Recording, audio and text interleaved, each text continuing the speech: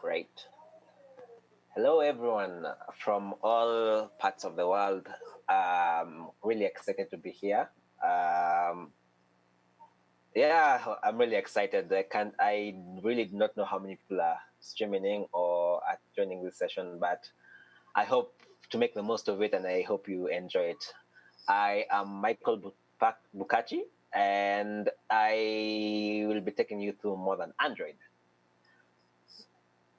A bit about me. I am currently an engineer at a company called FarmDrive.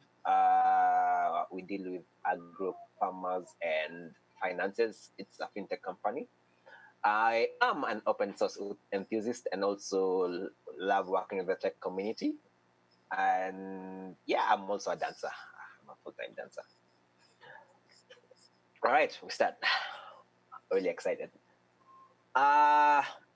When I was coming up with this session, one of the things I wasn't too sure about is what to call multi-stack developers, for lack of a better word.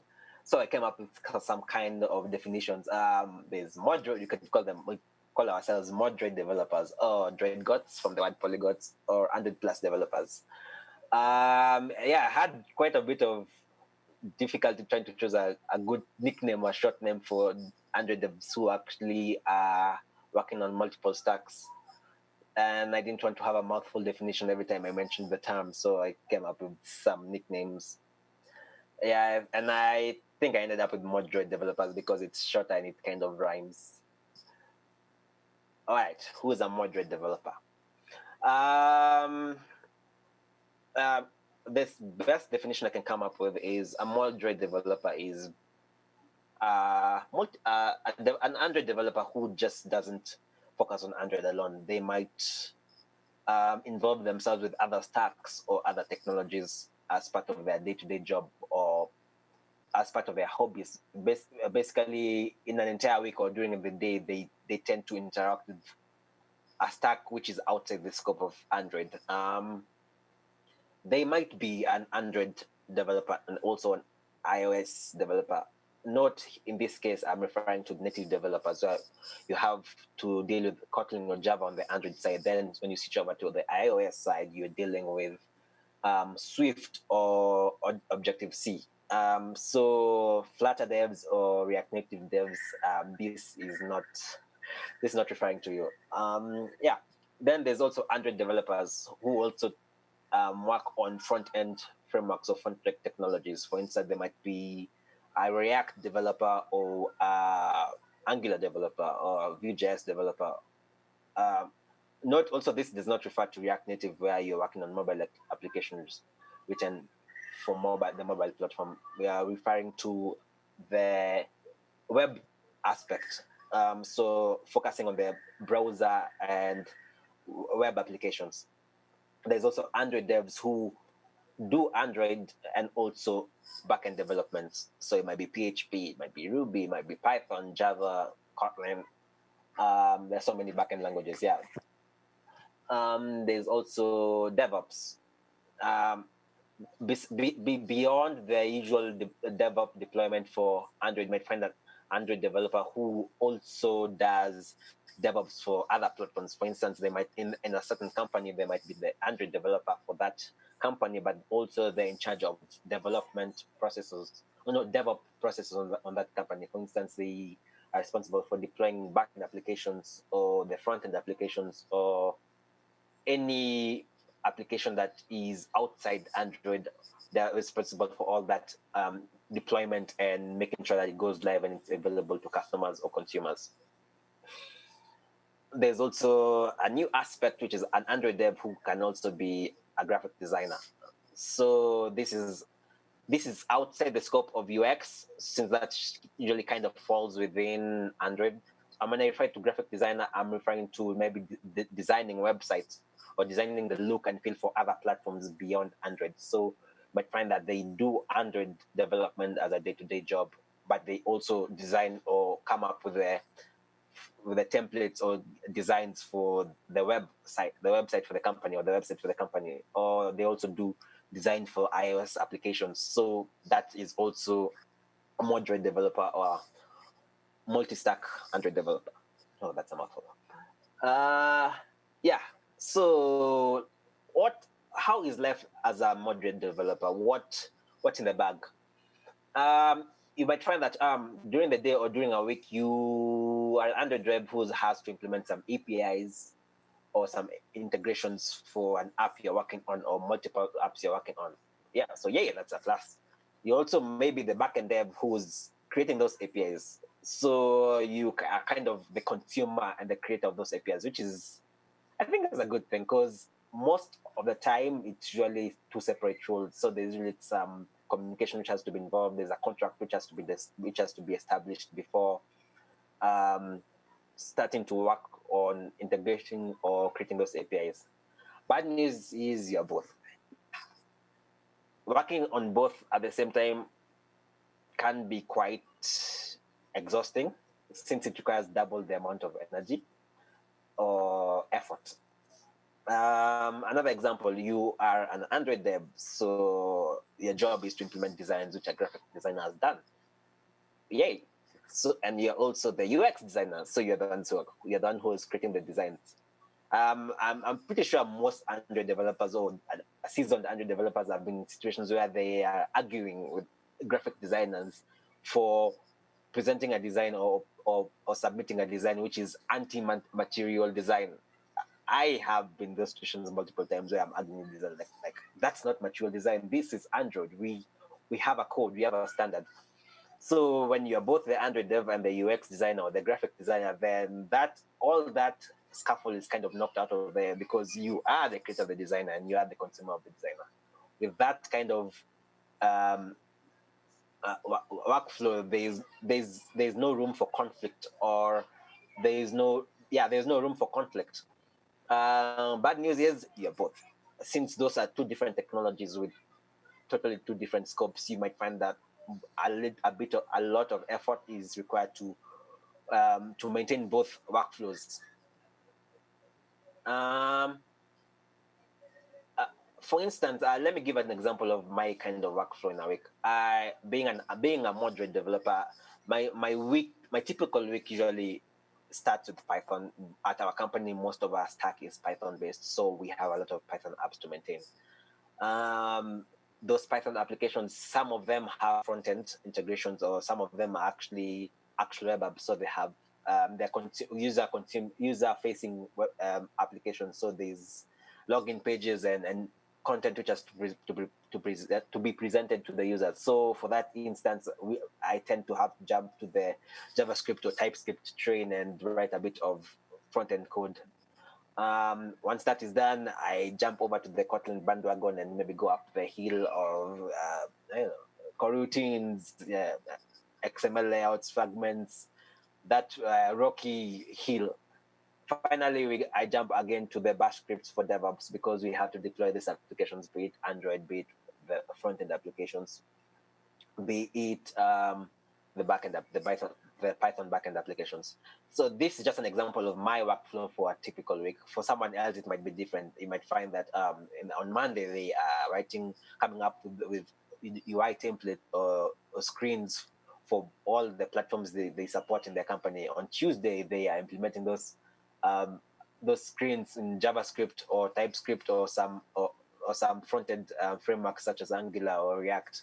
On Wednesday, they are back to Android, maybe doing using Java or RX Java, trying to update some logic that some backend developer did in their company. On Wednesday, they are probably back to the UI or they're doing something else. So this usually happens a lot, especially in companies which start out where they are still in the initial years or initial phases of running. It's quite prevalent among startups. So one would think, isn't a moderate developer a full stack developer? Well, that term has kind of been eroded over the past couple of years, so I try to avoid it. I just put it here on the slide just as a honorable mention. But a typical example of a moderate developer would be a tech lead, or maybe an Android developer who has a couple of hobby projects they are working working on, which are on an entirely different stack, maybe a front-end app or a back-end app with some CLI script they're creating. Or it might be you're an Android developer who is running your own business. You are just starting out, so you maybe don't have enough capital to hire a full team or hire an extra engineer. So you find that you have to traverse the stack daily for just to make sure your business is running. You might have to create a website, or on one specific day you have to create an app for that website. You have to work on the deployments. So these are just typical examples of moderate developers. I wouldn't call them full stack because full stack, the definition for full stack these days is eroded. So no one really knows what a full stack developer means. But yeah, as a moderate developer, these are just some of the examples. Being a moderate, one would ask, as a moderate developer, are you compromising anything? Is there something you're losing? When it comes to app development, are you losing security? Do you have to overlook security so that you can just push out code and make sure that the deployment is on production and people are using your apps? Are you compromising things such as accessibility? Are your apps accessible to people, to the disabled?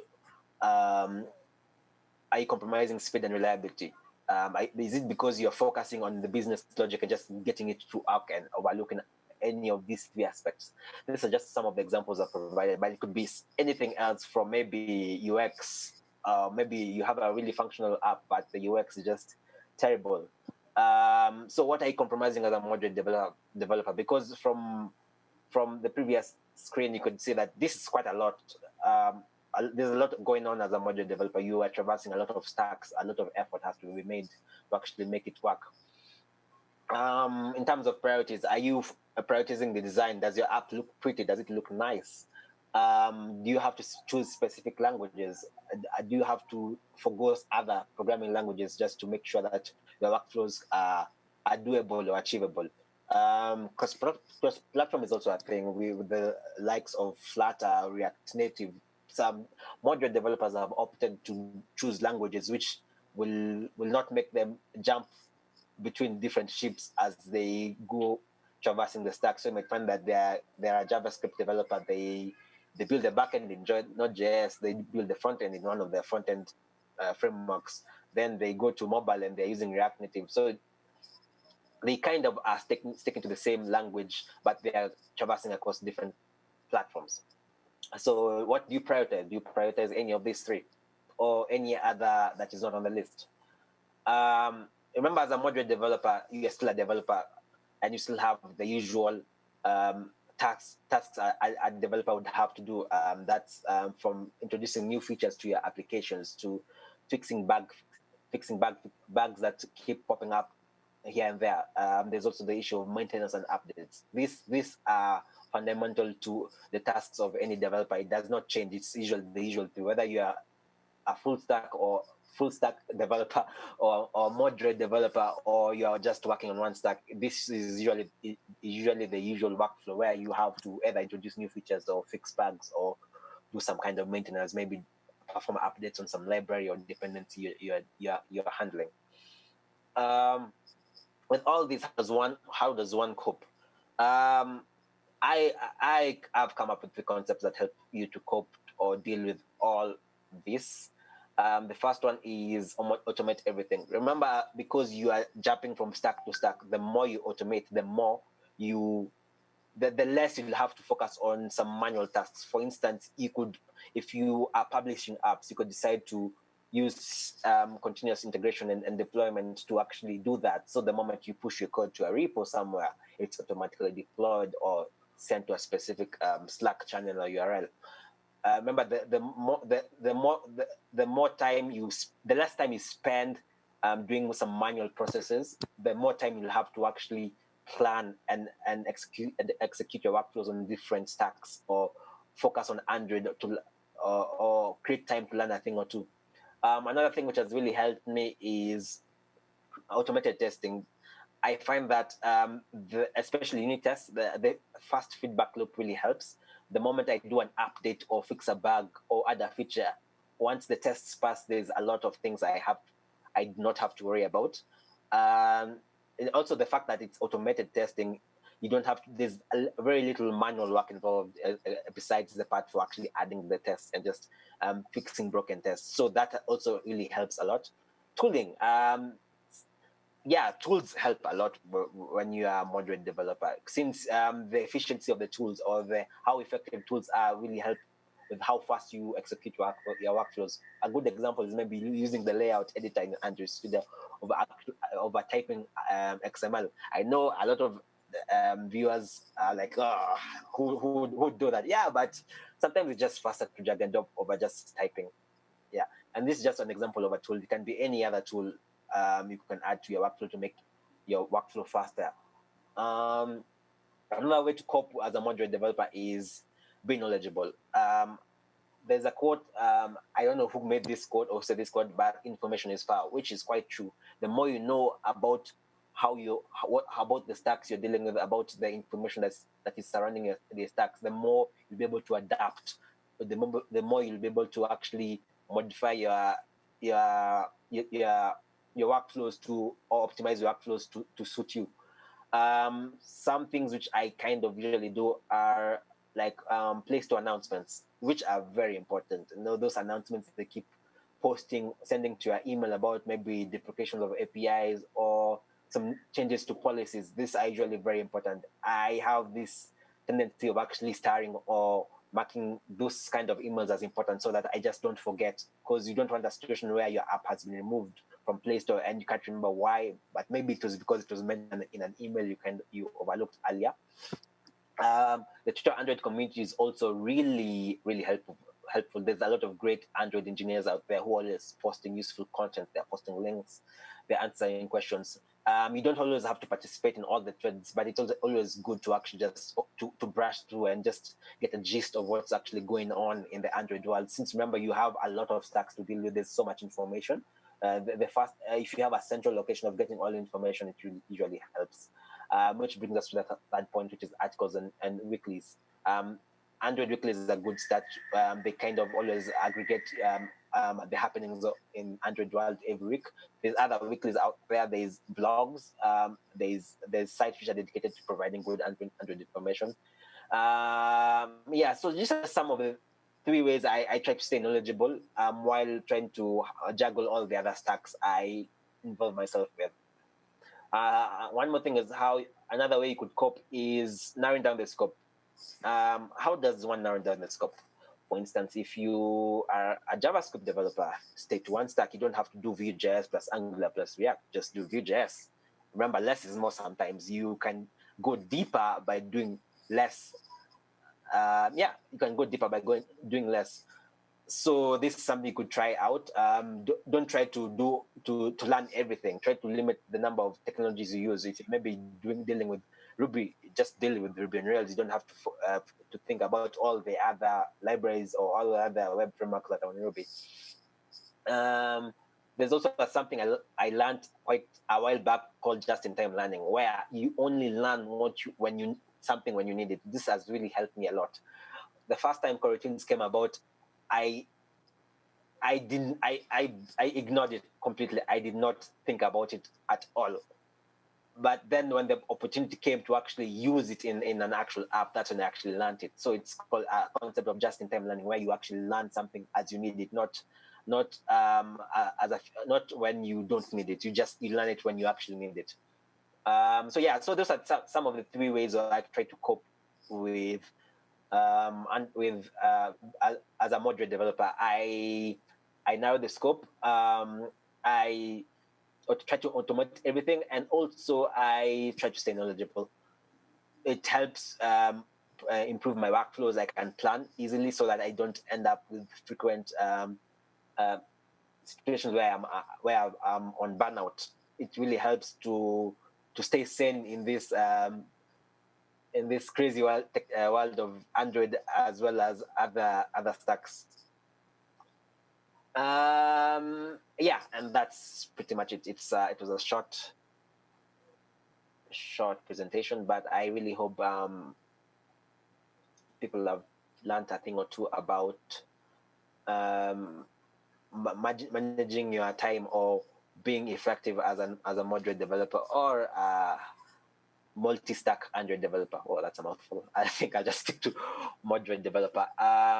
If there are any questions, I think you can just post them and I should be able to answer them.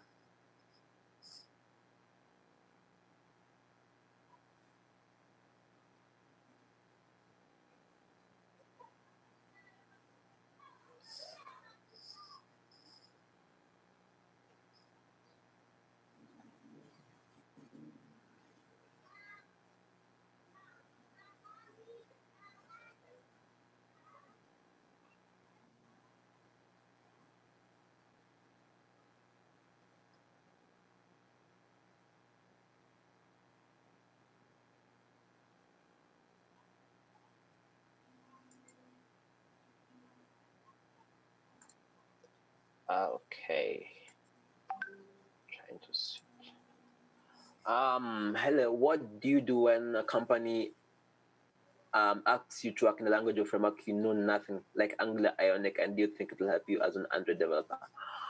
Well, the first thing I usually do when a company asks me to work on a new technology is I look at my current skill set and I try to evaluate the compatibility. Because you find some languages are really different, some tools and frameworks are really different. So I try to see how much time would it take for me to learn or get comfortable with the new framework. If it's too long or it's not a finite time, I just decline. It's okay to say no sometimes, and also it's okay to also suggest a preference.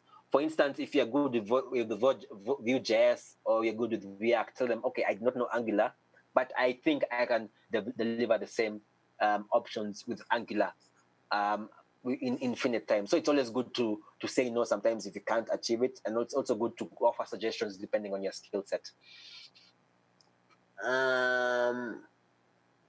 Thanks a lot for your talk. What kind of support needed from a company? What kind of support needed from your company to enable you to be a module developer? Deadlines, learning curve, or being hired as an Android dev, but you want to participate in other tasks?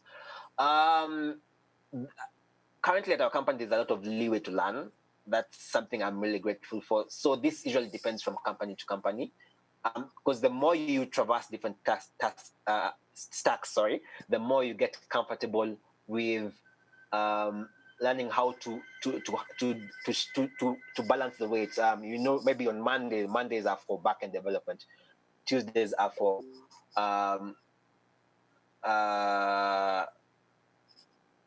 mobile development. So it really helps.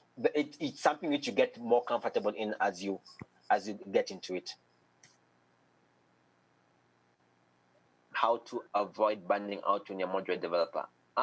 What the best thing I can tell you is, try to don't bite more than you can chew. If you know your limit is maybe working on a specific task, or in a specific stack, or maybe on Monday, just do that. So that a good way. How I started out is I used to dedicate specific days for specific stacks. If it's Monday, it was Android. If it's Tuesday, it was backend. So I tried to stick to that routine religiously. So that also helps. Also, it's good to monitor your mental health when you're dealing with multiple stacks. It really, when you know it's too much, it's always good to tell your PM or the team you're working with, but hey, yeah, it's too much for me.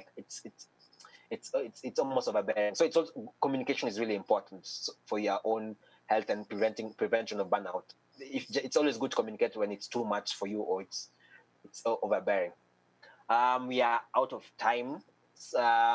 If you have any more questions, you can reach out on Twitter at Michael Bukachi, and I'll try to answer your questions. See, there's one more question.